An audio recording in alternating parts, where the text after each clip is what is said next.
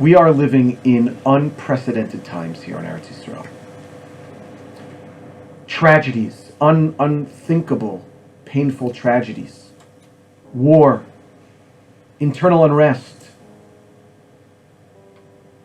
And yet, through all the tears, through all of the mourning, all of the suffering, all of the fear, the trauma, we take great comfort in that which we learn in Parshas Eikev, when the Torah tells us that Eretz Yisrael is a land, Asher Hashem Elokecha Doresh Osa Tamid.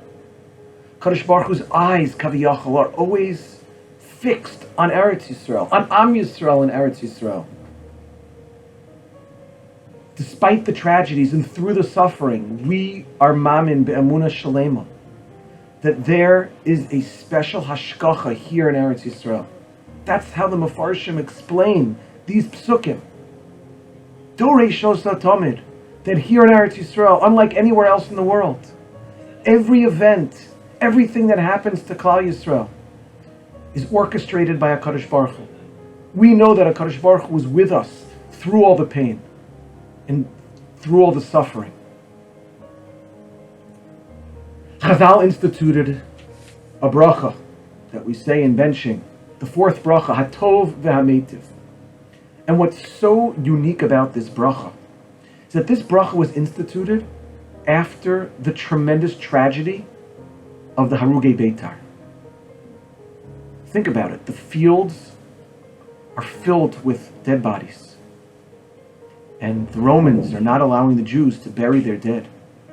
And finally, after an elongated period, miraculously, the Jews are given the ability to bury their dead, and the bodies have not decomposed.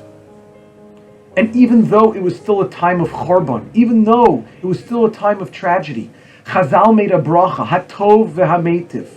Why? Because they were able to see through the darkness and recognize the Yad Hashem, recognize the miracles that took place of the bodies not decomposing, of their ability to bury the dead. They had the ability to appreciate that despite the suffering and even in the darkness of the pain of mourning.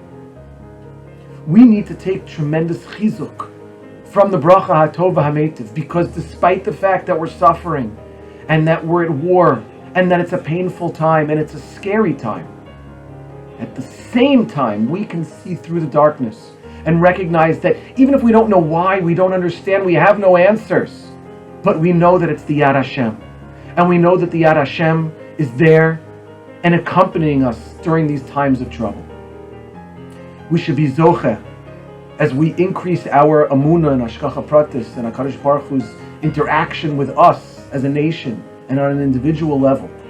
Through this we should be zocheh to see a geula shalema with bias goel tzedek b'mheira v'yameinu. We should be zocheh here in Eretz Yisrael to peace, a lasting peace, a significant peace, and be zocheh through that to welcome Mashiach Tzidkenu b'mheira v'yameinu.